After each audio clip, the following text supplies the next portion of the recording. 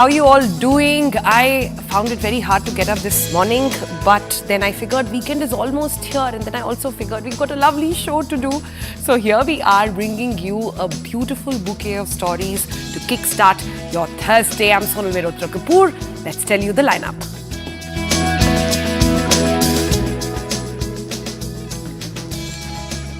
A reality check on the weight loss drug Ozempic. It has swiftly become Hollywood's latest weight loss obsession. But should you be taking it? The dangers behind the Ozempic obsession. We bring you a deep dive. Have you updated your KYC FASTag yet? Well, the deadline is right here, and especially for those who are up till now tied up with Paytm. You've got to make some changes, but don't worry, TBC got you covered. We'll bring you a step-by-step tutorial on what and how to do it. Meet the team behind serial entrepreneurial venture. This couple who found love in college and then in COVID figured out that their own mother needed to start their own venture are now helping out several other homemakers to get into business.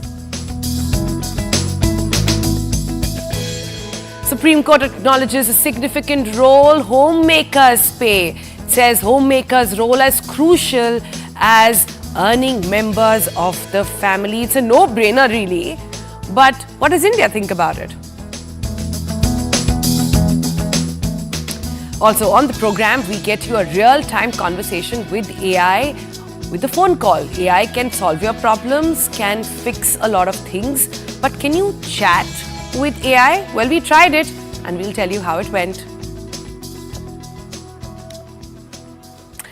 All right, let's start with something that is an obsession these days and a sort of secret obsession these days. There is a new drug in town, and a drug is getting hugely popular with celebrities in Hollywood and now in India as well. The drug is for those suffering from type 2 diabetes. So why are celebs popping it? Because one of the side effects of the drug is weight loss. In the United States, it sells under the popular brand called Ozempic. Now, Ozempic is a market name for semaglutide. It has swiftly become Hollywood's obsession, the latest weight loss obsession. Elon Musk, Tracy Morgan, Chelsea Handler, Rosie McDonald, Jamila Jamil, all of them have publicly admitted taking this dramatic weight loss drug.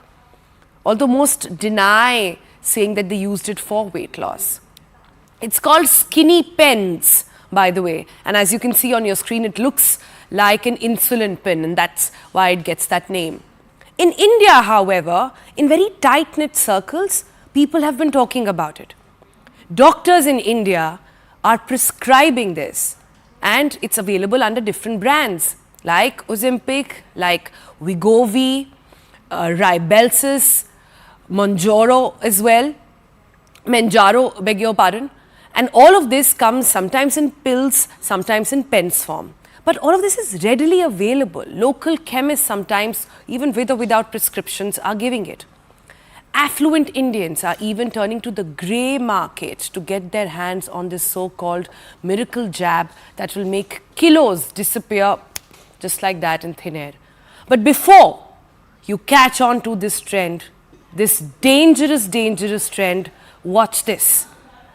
Let's tell you what exactly is this drug doing to your body that's leading to such severe and sudden weight loss. Now, this drug mimics the action of hormone GLP, which is released into the gut as the body's response to feeding. Meaning, the drug directly affects the hunger signals in your brain and acts on the appetite control center in your brain to reduce your hunger cravings. भूख लगेगी ही नहीं. It slows down stomach emptying, meaning it keeps your stomach full for longer. And it can also change your food preferences. You might be somebody who is gravitating towards sugar or fried food, and all of that will go away. Now, after hearing this, you will say, what's wrong? This could be great, right? But what's wrong is the severe side effects that perhaps are not being talked about so much. The common side effects that we have spoken to experts and they have told us is that gives you gastrointestinal symptoms such as nausea, vomiting, diarrhea, in some cases extreme loss of appetite, fatigue and even weakness. It should, doctors in fact have gone ahead to say it should not be taken by someone who has a history of thyroid or cancer or any family history of any severe diseases. We still don't know what it will do to your body. In fact, when you stop taking this drug, in a lot of cases in the US, it was found that if not all of the fat, most of the fat just may be coming back to your body. So what is this drug? Why are we obsessing over it so much? Well, US, there, when they went on a spree, it's a huge, huge issue over there, got this, another side effect, which is an Ozempic face. This means, and you will see in that animation over there, once you start taking this drug, your face, your eyes, your nose, your cheek will sag. Extreme weight loss can do this to people, and then this is happening in US to so many of them. So on the program today, we want to understand what this obsession is about. We also want to understand how and why exactly you should stay away from it. When we talk about this disease, I can't think of a better name to discuss this with than Dr. Amrish Mittal joining us here in the studio. Thanks so much, Doc, for coming here in the studio and discussing this with us. You know, before we planned this story, and I worked on it for quite some time, we had a very hard discussion and a journalistic discussion within the team on whether we should be doing this story at all. Are we giving air time to a drug which anyways people should stay away from? And then we came to a conclusion that this is so rampant. Everybody, even within our newsrooms, knew about it. When I made some calls to chemists, they knew about it. They were selling it. They were home delivering it. Then we figured that this has to be addressed. And this has to be done. And correct information on this has to come out. So firstly, I want to share the experience with you that happened. I yesterday called up a couple of my chemists and I said, "Aapke paas wo patla hone ka injection hai?" And just like that, huh? Just like that. I didn't say the name, I didn't say anything. And the answer was, "Madam, pen chahiye ki tablet chahiye?" They knew exactly what I was talking about and they told me, and I said, "Kaise denge? Mere paas prescription to nahi hai." He said, "Madam, koi zarurat nahi hai, hum ghar pe aapke aake deliver karenge. Aap bas cash mein delivery, aap payment kariyega और आपको सीधे warehouse से लाके देंगे और इतना mg मिलेगा और similarly, you know, 22,000 रुपए, 23,000 रुपए जितना भी लगता है उसका." It's shocking. It's shocking what's going on. So firstly, can you tell our viewers why this is not to be taken up as a trend? Actually, this class of drugs, the GLP-1 receptor agonists, has been around for almost 20 years. Okay, so there were earlier versions which were used for diabetes and also for weight loss. Liraglutide, a predecessor to this, was also used for weight loss. You know, proven but not fantastic. It was okay. It led to some weight loss. It was good. The difference that has happened with these drugs, like semaglutide and now tirzepatide, is that they cause profound weight loss, which wasn't seen with earlier molecules. So there's some kind of a breakthrough in science. So scientifically, they are fascinating. We've been able to crack that code. We are treating diabetes. We are lowering blood glucose. We are helping our patients with diabetes lose weight, which is very good for them. But the weight loss effect was so profound that they became popular as weight loss drugs. Yeah. So, however, they are drugs. They are relatively new drugs. And while they are very useful additions to our tools for treating diabetes or weight, they are not over-the-counter pills. They are not like supplements. They are not like an aspirin. So I think this sort of overuse or liberal use of these, unregulated, is certainly not good for individuals as well as for society. So it has to be under supervision of a doctor who has done the requisite checks to check your history of thyroid cancer, your history of pancreatitis, you know, your other side effects, your other disease profile. You know, the other day I had someone who weighs 45 kilograms and wanted to become 42 kilograms. So, and you know, they inquired. So yes, inquired. So this happens. So it's you have to go through your doctor. I think it's pretty unsafe. You don't know what, sometimes if you just go about it directly, firstly, whether you're a candidate for the drug or not, what are the side effects you could be exposing yourself to, plus when you're obtaining the drug in this manner, you never know what you're getting also. So when I called up this chemist again and I said, ये तो आप आसानी से मिल पाएगी, so he said, हाँ ma'am, कई सारे लड़कियां जिनकी शादी हो रही होती है वो आके ले जाती हैं वेट लॉस करने के लिए, बहुत अच्छी ड्रग है मैम, एकदम आपको परफेक्ट क्वालिटी देंगी. He was selling it to me like it was a beauty regime. And that is a shocking part. So it's good to get a perspective that this is not to be used. There are cases in which you prescribe it, but strictly under doctor's guidance.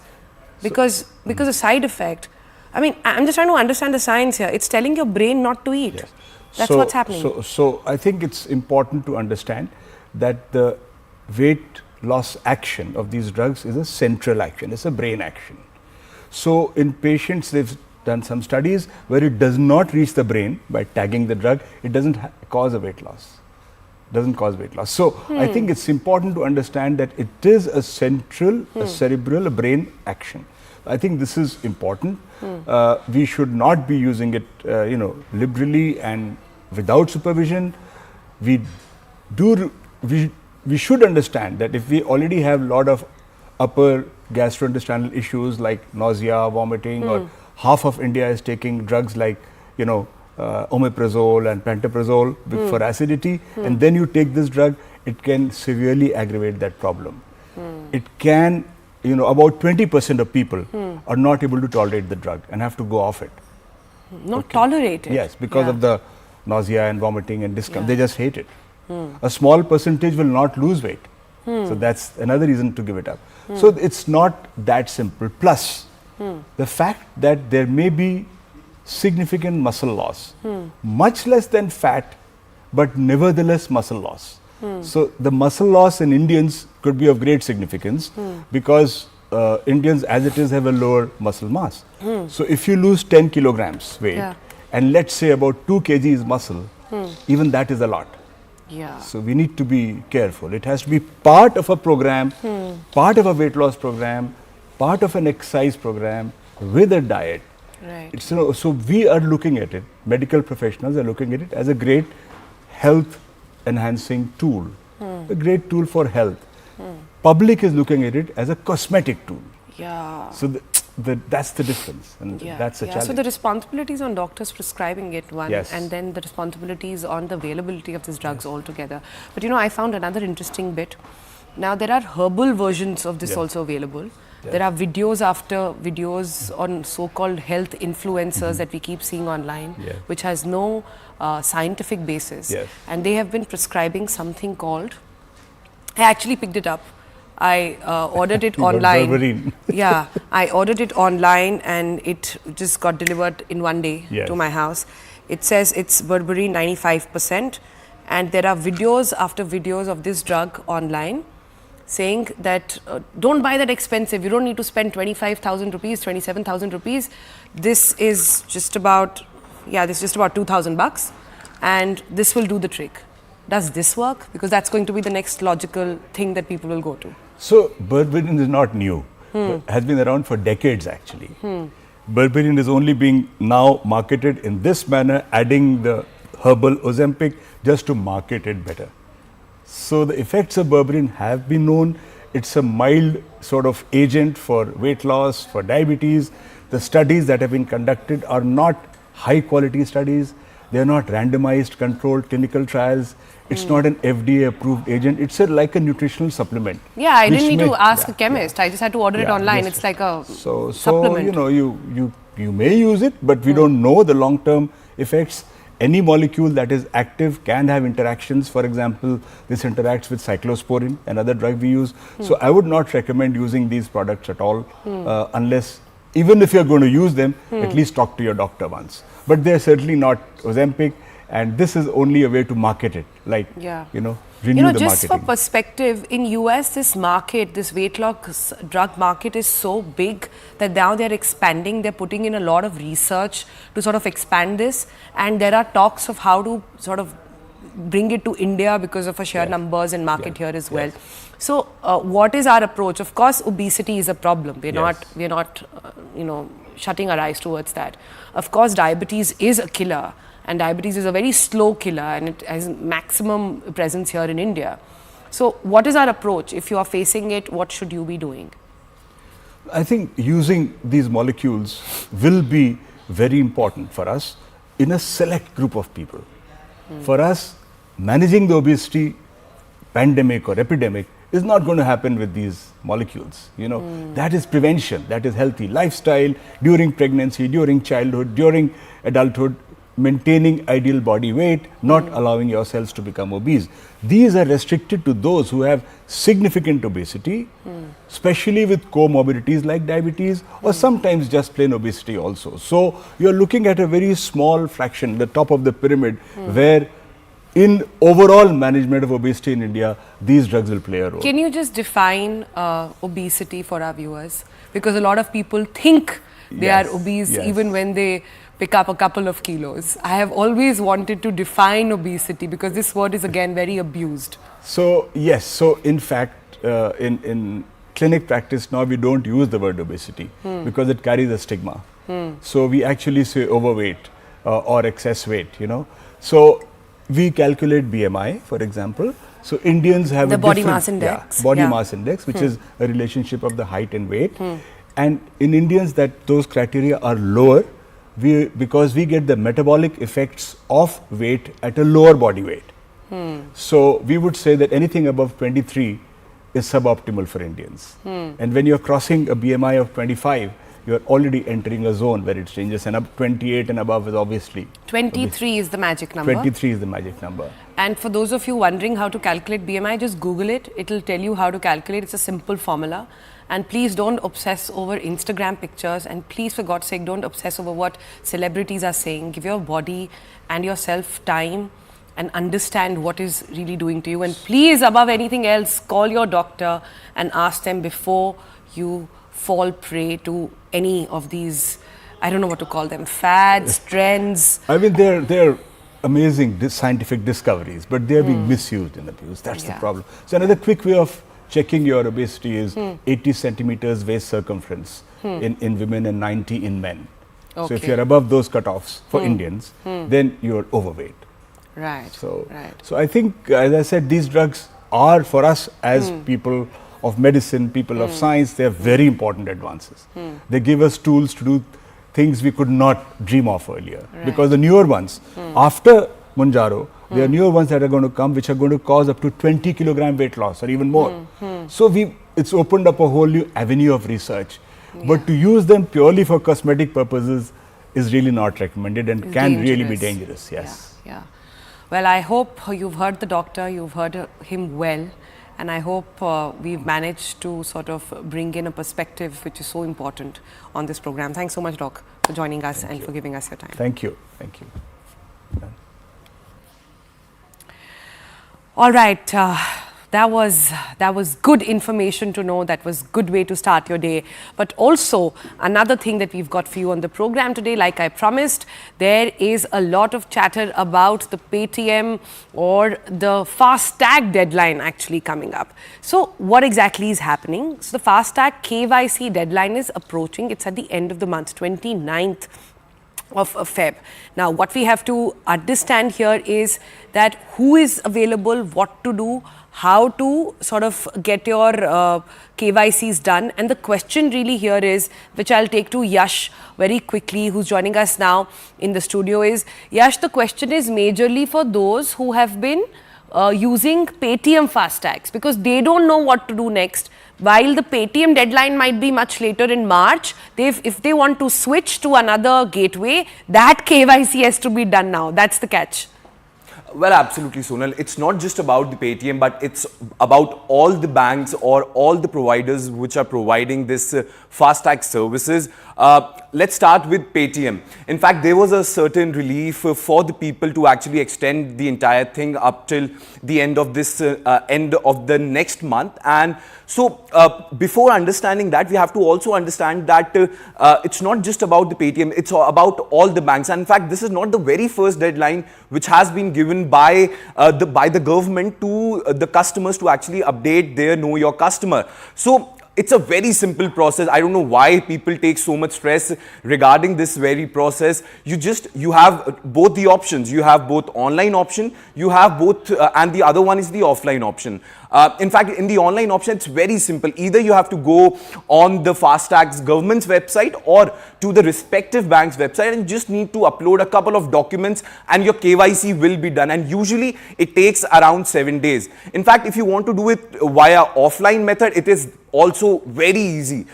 When you just need a couple of documents. You need one identification card, you need your customer ID, and you just need to go to your bank and you need to submit those documents in an offline mode. And I think within 7 days that KYC will be done by the bank or by the provider which is providing that FASTag service. All right. So what you have to do is you have to go to the gateway service and just finish your KYC details, which all of us by now know how to do. And it has to be that portal specific. Also, after what happened to Paytm, I think everybody is getting pretty strict about it, and the rest of the, sort of actions are also following up. But like I said, if you do have a Paytm FASTag, it's time for you to switch, and the KYC deadline is approaching. So quickly get onto your laptops. It'll be easy peasy. Don't worry. Thanks, Yash. All right, moving on. On TBC, we love having inspiring conversations with young entrepreneurs who are making the business out of solving problems. Our next guest is doing something in a very beautiful way. Now, we all know that our parents who could be tech-averse, especially moms, who all have something beautiful that they can wake up in the kitchen or knit in their homes or have such great expertise in some form or the other, but perhaps because they are not in tune with tech, never able to go pro, never able to turn that into a business or see its full potential. But how about I told you that now there are apps which are helping homemakers realize that dream. Imagine your mother's favorite pickle, which is the talk of the town, now could be consumed by so many more in a professional, lucrative way. So let's ask Nikhil and Ayushi Bansal, who are joining us now, on how exactly do they do this. Hi guys, good morning and welcome to TBC. And firstly, congratulations on what you're doing. But help me understand this. You are basically making India in the hinterlands, in their homes, get pro, get on the app. Am I understanding that correctly? Yeah, so Alipo's story is very interesting. We started during lockdown. Both me and Nikhil started spending a lot of time at home. And I saw my mother-in-law.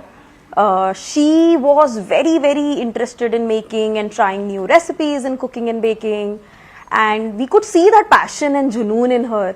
She used to bring out all these amazing, lovely food to us, and then she used to wait for our feedback. So that sort of triggered us. Sounds like all our women in moms. India have so much of passion and potential. Probably they never got that opportunity. So we did a little bit of research and we found, in fact, in India, there are more than 30 crore women who are in the working age but are not employed in any formal paid work. So women are India's largest underserved, untapped economic resource. Yeah. That's how Alipo was born. So Alipo is a platform for women to learn different skills in baking, cooking, soap, perfume, candle, and so on. Yeah. And we also help them in setting up their micro businesses from home. And so far we've trained more than 1.5 lakh women, Oh, out wow. of which 1300 have gone about starting up their home-based business. Right? Nice. So mega big mission with mega good team that we have, and fortunate to be serving something which can impact the country for good forever. Yeah. Yeah, that's fabulous. That's really great. So tell me, how does one go about this? Are you training them or does one log on the app? How does one approach? So we have an app which is there on Play Store and App Store. We also have a website, and your family member can just discover us from different sources of ads, either from social media or maybe from Facebook, Instagram, or YouTube, right? And the moment they discover Alipo, and they would just see that they would see something similar to Gajar Ka Halwa on some of these platforms, and the moment it says something, she'll probably click on it and she'll land onto the platform. And within the platform, there is a beautiful community that exists, which will be related to Gajar Ka Halwa. She'll become a part of that community. She'll start to see so many other women sharing something, say their interest, they're trying something, they're sharing their pictures, their videos. And the moment she starts to become a part of that, she gets engrossed in that. And she'll then take the plunge of that associated course to that. After paying for that course, she would then start to become a part of that course. There is an entire advanced side of the course that happens. It is somewhere around 5 to 11 days of cycle that happens, and it's priced somewhere around 600 rupees to all the way to 2000 rupees. And once she becomes a part of that, she can actually gather that entire advanced set of skills that she wants. The moment she gathers that confidence, right, there is a concept called sampling that happens. So she would make that Gajar Ka Halwa, the professional style Gajar Ka Halwa, give it to the people around her, right? And she'll start to get that appreciation for those people. The moment she gets that appreciation, some of them will say, "Itna acha banaya hai, to business bhi bana lo." That's when she'll change her entire behavior. That's when she'll start thinking, if I'm making such good Gajar Ka Halwa, why not make a business out of it? That's when the business cycle of Alipo starts. So that's how the entire cycle looks like. Right, firstly, all this conversation right in the morning about Gajar Ka Halwa is making me very, very hungry right now. But I must say, this is exactly how it happens in so many homes. This is a conversation in every household. So you're basically upskilling people, making them pro, and then making them market ready. And then finally landing, giving them avenues as well to actually give it out to people. Is that also the logical next step? Absolutely. And then once they're ready, that's when their entire business cycle comes into play, wherein we help them with their professional logos, how to go about doing their social media, how to get the best of raw materials at the best of prices, how do you market yourself, how do you do your entire compliances to do business from home, and a lot of other things, packaging, how do you design your packaging in the most unique fashion. And after that, their business keeps growing, and you'd see, we've seen so many women success stories in our lives, starting from a 23-year-old earning more than 50,000 rupees a month to a 73-year-old earning almost 80,000-90,000 rupees a month. So it goes, the entire horizon is very large. I want to know about this 23-year-old earning 50K a month. I'm sure you're flooded by these stories day in and day out. But tell me some of the ones that have stood out for you. You said you have quite a big pool already. Yeah, so I think our persona, of course, is 90th percentile is between 18 years to all the way to 35 years. But I have one special story that I would like to share. That story is about Mukta Chaturvedi. She lives in Noida. And she's 73-year-old. I believe she started when she was 71-year-old with Alipo. She's taken 350 courses at Alipo of almost all recipes that we can think of within baking. And she's also taken a lot of courses in salads. And she's made separate notebooks for each of the courses, by the way. So she has 350 separate notebooks with the entire learnings that she has. And last year she started her business in salad. The business is really great. Unfortunately, right now she's not doing that great in terms of health, but she's all there in our community, always talking to us to resume that in that. But that's one of the stories that is very close to my heart, because our mother, who is very passionate, has not yet started her business. What? And that's one of our vision and dream, that our mother should also start a business someday. But this 73-year-old made it happen. So that's an inspirational story for us.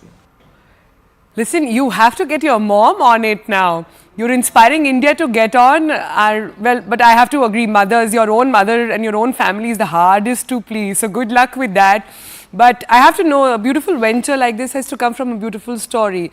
And from what I've been reading is that there is a bit of a personal story, a personal love between you two as well on how you found each other. Serial entrepreneurs, both of you, then fell in love. Tell us the background.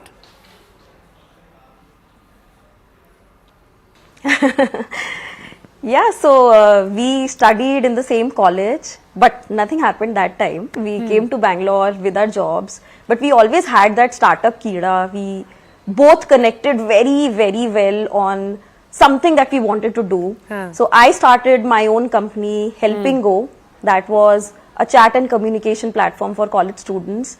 Nikhil was running his own logistics company called Parceled.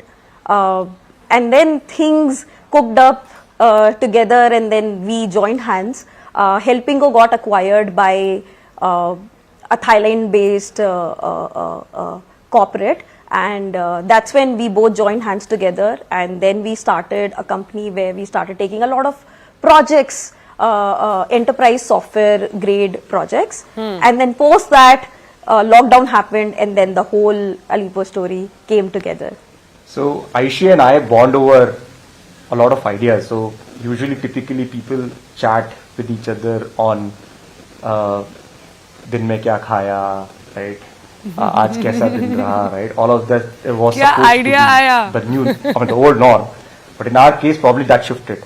हम लोग would actually chat like this. Yeah, we would have a lot of ideas running. अरे आज एक idea सूझा है. So let's discuss. So we bonded a lot over these new, random, different ideas. So yeah, that's how it progressed. Spent hours of chat only on these ideas. I still remember one of the ideas that is never executed. That airline wala idea that people go inside the flight where they're so bored of that flight, right? Why not have a community of people in that flight itself just talking? Right, so that's one of the ideas. We spent almost like 3-4 hours brainstorming on chat.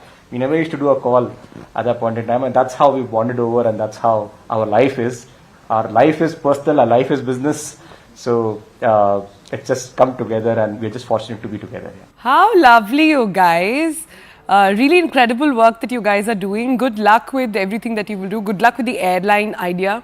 But if you're one of me, I want to be left alone with nobody nagging me on the flight, and I want no kid around me crying, and I just want to go and get some sleep. But that's for another story altogether. But good luck to you. Good luck getting your mom on the platform, and well done on everything that you guys have done so far.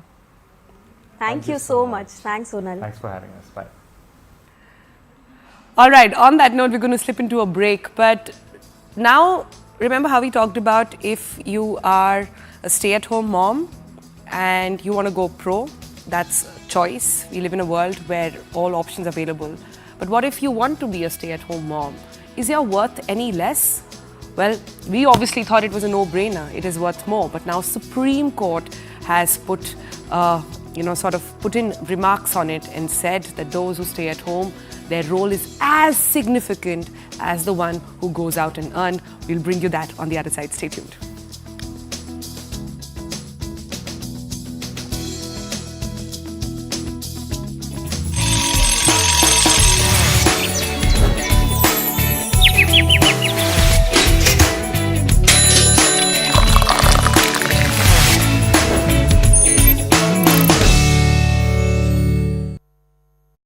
Congress.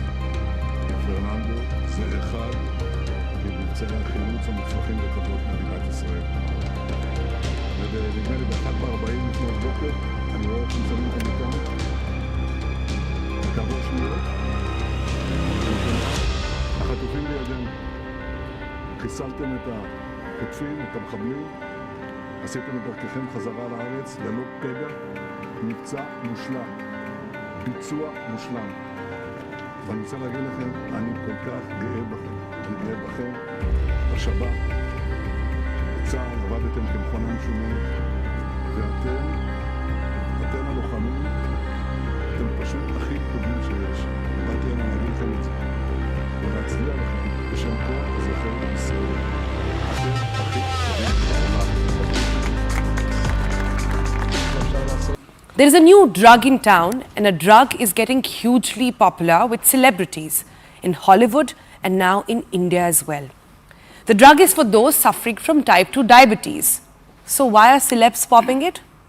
Because one of the side effects of the drug is weight loss. In the United States, it sells under the popular brand called Ozempic. Now, Ozempic is a market name for semaglutide. It has swiftly become Hollywood's obsession, the latest weight loss obsession.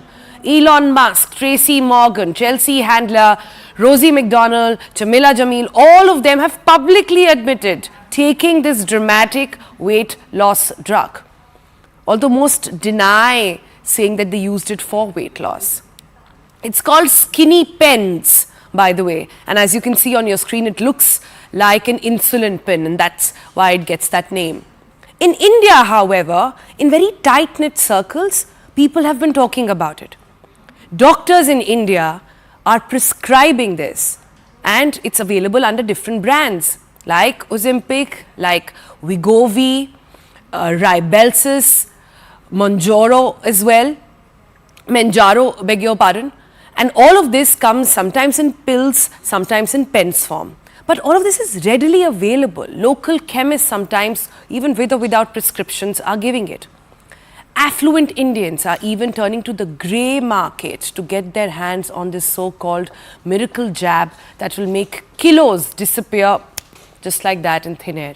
But before you catch on to this trend, this dangerous trend, watch this. Let's tell you what exactly is this drug doing to your body that's leading to such severe and sudden weight loss. Now, this drug mimics the action of hormone GLP, which is released into the gut as the body's response to feeding. Meaning, the drug directly affects the hunger signals in your brain and acts on the appetite control center in your brain to reduce your hunger cravings. Bhook lagegi hi nahi. It slows down stomach emptying, meaning it keeps your stomach full for longer, and it can also change your food preferences. You might be somebody who is gravitating towards sugar or fried food, and all of that will go away. Now, after hearing this, you will say, what's wrong? This could be great, right? But what's wrong is the severe side effects that perhaps are not being talked about so much. The common side effects that we have spoken to experts and they have told us is that gives you gastrointestinal symptoms such as nausea, vomiting, diarrhea, in some cases extreme loss of appetite, fatigue and even weakness. Doctors in fact have gone ahead to say it should not be taken by someone who has a history of thyroid or cancer or any family history of any severe diseases. We still don't know what it will do to your body. In fact, when you stop taking this drug, in a lot of cases in the US, it was found that if not all of the fat, most of the fat just may be coming back to your body. So, what is this drug? Why are we obsessing over it so much? Well, US, there, when they went on a spree, it's a huge issue.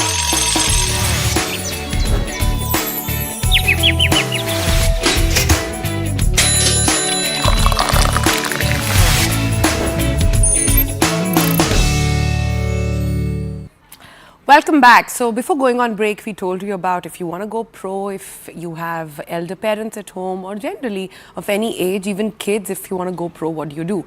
But what about those who choose to stay back at home? What about our moms? The Supreme Court recently acknowledged that they play the most significant role, those who are homemakers and stay inside the house. It emphasized that their contribution is on par with those earning a traditional income. The case has now has sort of started this entire thing, and it came from a tragic incident involving the death of Sushma Pandey in a car accident that aged around 50 at that time, and she lost her life when the vehicle she was traveling in lost control, leading to a fatal crash. The question was about insurance. The question was about, it came from a very different space, but it has sparked this entire debate on how much is the value, the worth of a homemaker. This has been a much talked about topic as well, not just in India, globally. So we are now going to be joined by Mitali Nikora. She is economist and works in the women development space. Mitali, good morning. Thanks so much for joining us. These, like I said, hi. These, like I said, it's a no-brainer comment. We should, as Indians, know this already. But the fact that Supreme Court had to emphasize it, the fact that they had to underline it, what does it tell us? And a lot of times, the logical next question to this is then what are they worth? How do we calculate that worth? I know a lot of arithmetic has been done across the globe, including UN, but we don't have any answer to that just yet, do we? So, first of all, thanks, Sonal. It's good to meet again, on your show always. First of all, I'll start with just some statistics to apprise our viewers of the gender gaps that exist in what we in the economics community call unpaid domestic and care work. We have a technical term for it. And thanks to the government of India, we've had a lot of data published on it in 2019. And we are working closely with the government to actually advise on a strategy for the care economy and for care work. Right. So basically in 2019, we learned that on average, I'm not saying every woman, but on average, 5.6 hours per day are dedicated by 95% of women in this country towards unpaid care work. And when you compare this with the amount of time that men are spending, you'll be absolutely shocked. The average number for men is 30 minutes. Wow. Exactly. Right. So first we let that difference sink in. Now the second point, it's a myth buster. People always tell me, yeah. But in urban areas it's getting better. And my response is actually no.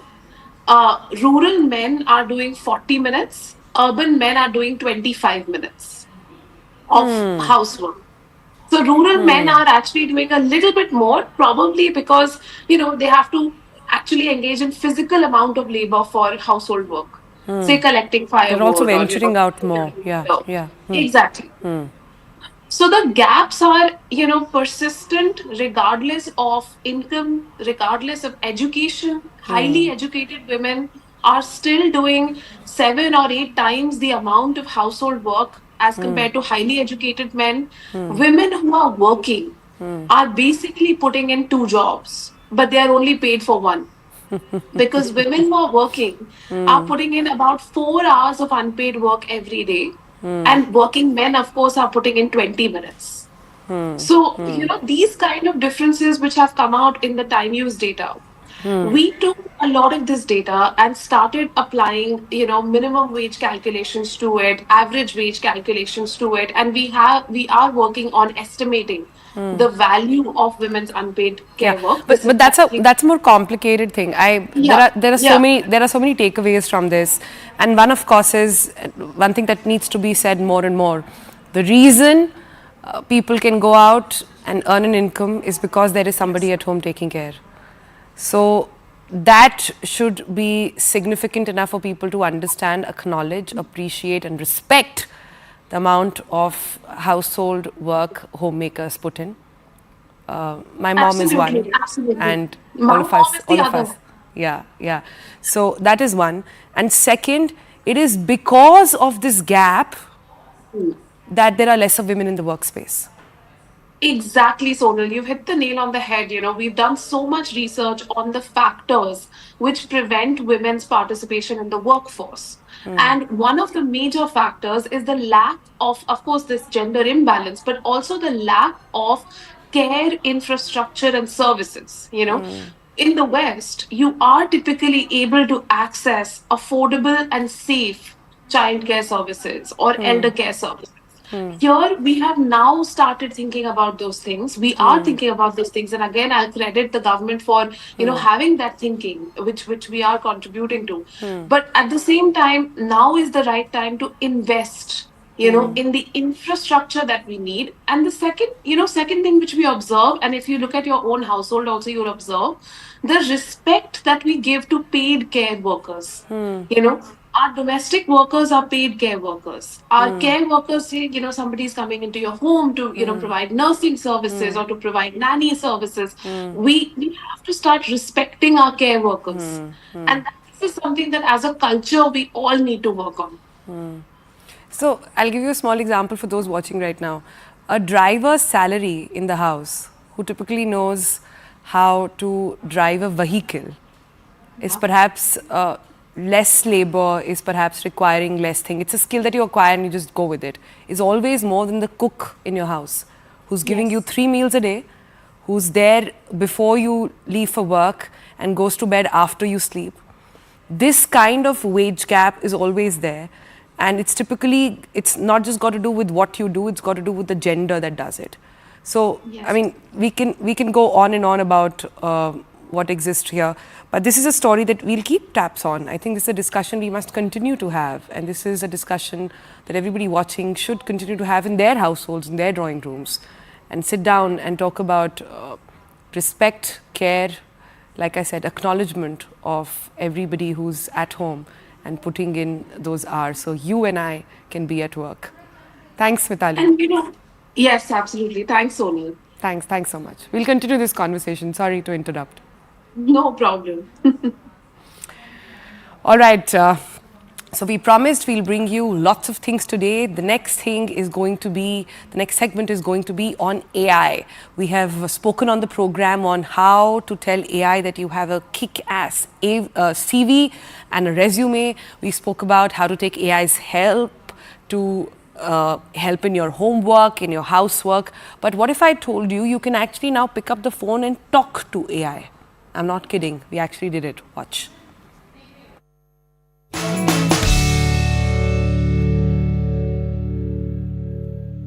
Can you take up human jobs? I don't actually take jobs. As an AI, my role is to provide helpful information to users, but I don't replace human workers. What are your hobbies? As an AI, I don't actually have personal hobbies. Interesting, isn't it?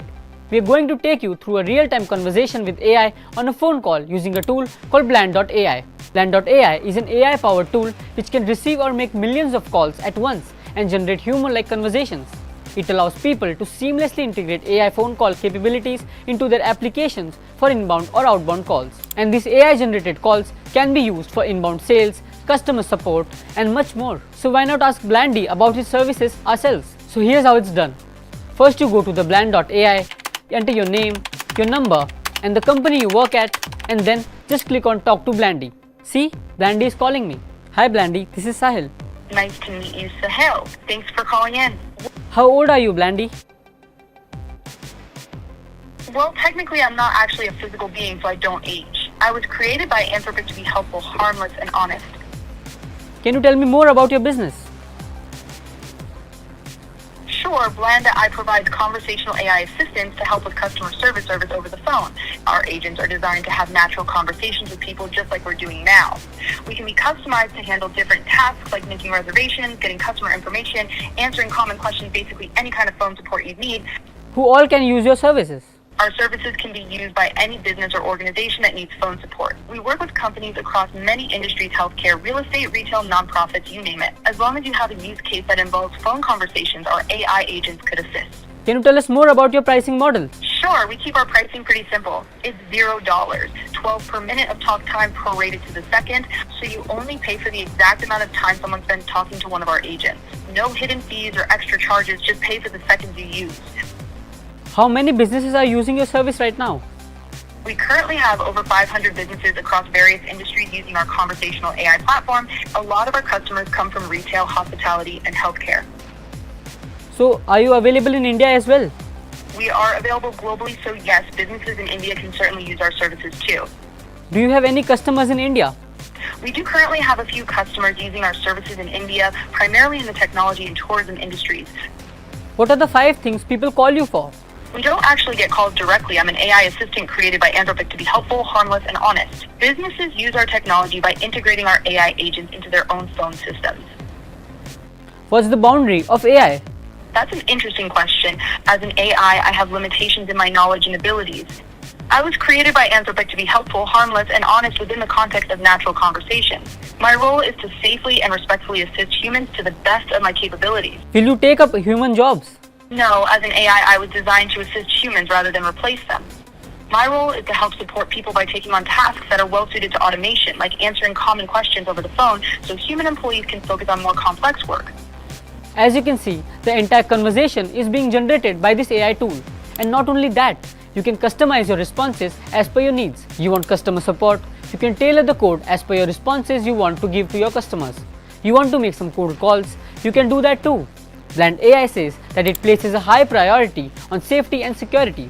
The team behind the tool actively works on preventing its misuse by carefully monitoring the platform and ensuring that the power of AI voice technology is used responsibly and ethically. However, it is yet to be determined how safe or useful it is to apply to small, medium, or even big businesses, or whether they can completely replace the call centers. We have often been on phone calls with an IVR or the interactive voice response, but those are just pre-recorded messages which responds to a customer as per a specific question, whereas this tool has a more conversational skill and can formulate a response catering to those questions. So, what do you think about this AI tool? So gone are the days when you would say, if you agree, press 1, and if you don't, press 9 or press 8 to go back. This could be actually quite cool. For now, I want to ask Plandy, please tell me what medicines to take for my throat, which is not getting better, and perhaps deliver it as well. But that's me just doing wishful thinking this morning. We've got what else is happening this Thursday, and Anjali joins us for that on everything else you need to know. First up, in a historic recognition, Sunil Bharti Mittal has achieved a monumental feat, becoming the first Indian citizen to receive honorary knighthood from King Charles III. The prestigious Knight Commander of the Most Excellent Order of the British Empire is a rare honor bestowed upon foreign nationals. Next, we have Google CEO Sundar Pichai addressed a recent controversy surrounding the company's AI chatbot Gemini. Pichai condemned the unacceptable responses around race and also pledged structural changes. Now remember, the Gemini image creation tool faced suspension last week amid concerns of offensive results, which also included inaccuracies in depicting white people and even the company's co-founders. Shifting focus, the Calcutta High Court affirmed the fundamental right to maternity leave for all women employees regardless of their employment status. The ruling comes as Justice Raja Basu Chaudhary directed the Reserve Bank of India to compensate an executive intern, Neeta Kumari, whose maternity benefit claim was denied based on her contractual status. And Anant Ambani and Radhika Merchant's pre-wedding festivities are set to kick off from March 1st to 3rd in Gujarat's Jamnagar. To mark their attendance at the grand pre-wedding celebrations, celebrities including Amitabh Bachchan, Abhishek Bachchan, ace fashion designer Manish Malhotra and actor Janhvi Kapoor and Manushi Chhillar have already reached Jamnagar. And Apple hits the brakes on its much-anticipated electric car project after a decade of development. The move echoes a broader industry trend, raising questions about Apple's strategic pivot and also the future of electric vehicles. Avtar Saini, a reputed chip designer and a former director of Intel's South Asia division, died in a road crash on Palm Beach Road in Navi Mumbai after a speeding taxi rammed into his bicycle. The incident, coming less than a year since the death of runner Raja Lakshmi Vijay on Worli Seaface, is another reminder of how unfriendly roads are in Mumbai for the cyclists, pedestrians and also the runners. And Prince Harry lost a High Court challenge against the UK government's decision to downgrade personal security when visiting the country. The Duke of Sussex brought the action against the government in London following the February 2020 decision of the Executive Committee for the Protection of Royalty and Public Figures to give him a lesser degree of security after he was no longer a working member of the royal family. Well, that's what's happening around the world. Back to you, Sonal. Well, thank you for that. So that was a quick check on what else is happening this Thursday. For what is happening on Friday, we'll be back tomorrow at 8 a.m. We've got a special TGI segment for you. So catch us then. Bye-bye. Have a super day.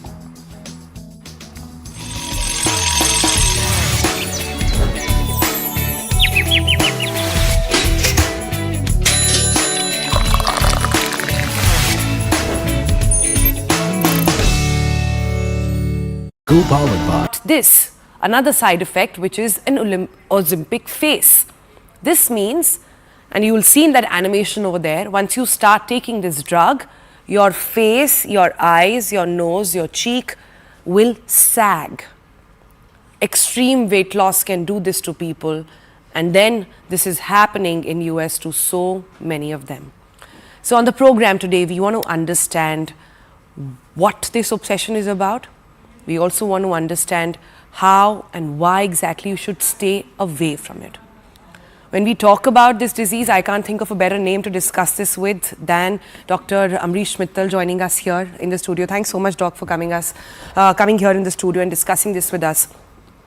You know, before we planned this story, and I worked on it for quite some time, we had a very hard discussion and a journalistic discussion within the team on whether we should be doing this story at all. Are we giving air time to a drug which anyways people should stay away from? And then we came to a conclusion that this is so rampant. Everybody, even within our newsrooms, knew about it. When I made some calls to chemists, they knew about it. They were selling it. They were home delivering it. Then we figured that this has to be addressed. And this has to be done. And correct information on this has to come out. So firstly, I want to share the experience with you that happened. I yesterday called up a couple of my chemists and I said, "Aapke paas wo patla hone ka injection hai?" And just like that. Huh? Just like that. I didn't say the name, I didn't say anything. And the answer was, "Madam, pen chahiye ki tablet chahiye?" They knew exactly what I was talking about and they told me, and I said, "Kaise denge? Mere paas prescription to nahi hai." He said, "Madam, koi zarurat nahi hai, hum ghar pe aapke aake deliver karenge, aap bas cash mein delivery, aap payment kariyega और आपको सीधे warehouse से ला के देंगे और इतना mg मिलेगा और सिमिलरली 22,000 रुपये 23,000 रुपये जितना भी लगता है उसका." It's shocking what's going on. So firstly, can you tell our viewers why this is not to be taken up as a trend? Actually, this class of drugs, the GLP-1 receptor agonists, has been around for almost 20 years. Okay, so there were earlier versions which were used for diabetes and also for weight loss. Liraglutide, a predecessor to this, was also used for weight loss. Proven but not fantastic. It was okay. It led to some weight loss. It was good. The difference that has happened with these drugs, like semaglutide and now tirzepatide, is that they cause profound weight loss, which wasn't seen with earlier molecules. So there's some kind of a breakthrough in science. So scientifically, they are fascinating.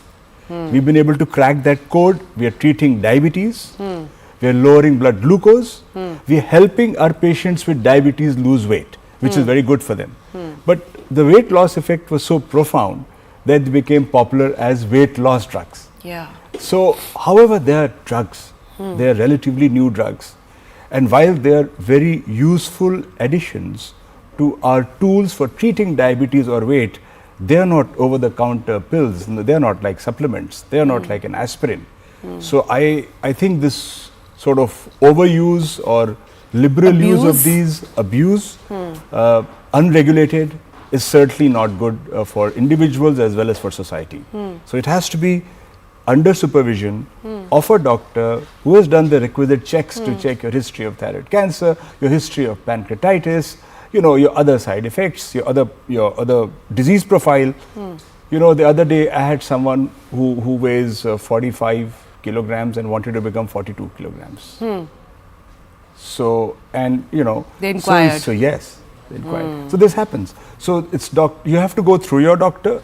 I think it's pretty unsafe. We don't know sometimes if you just go about it directly, firstly, whether you're a candidate for the drug or not. What are the side effects you could be exposing yourself to? Plus, when you're obtaining the drug in this manner, you never know what you're getting. There is a new drug in town, and a drug is getting hugely popular with celebrities in Hollywood and now in India as well. The drug is for those suffering from type 2 diabetes. So why are celebs popping it? Because one of the side effects of the drug is weight loss. In the United States, it says